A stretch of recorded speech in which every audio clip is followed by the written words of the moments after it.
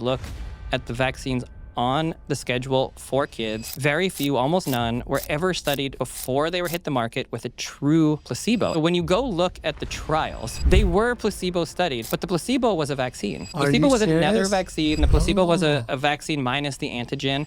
So when somebody says, oh, they've all been placebo studied, yes, they have. But the placebo isn't what you think the placebo was.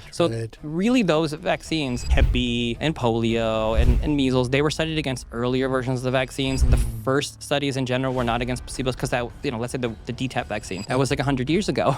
So it was like 75. So they didn't study things that way. They maybe took a bunch of siblings or they took a group of 20 people and just gave them a vaccine and saw if they had more or less symptoms. Do you see the risks of these different categories of vaccines to be different from each other, or are they pretty much in the same bucket of risk to our children? I think the big question that we still have to answer is a long-term risk. And I don't think we have any clue on that. We really don't know.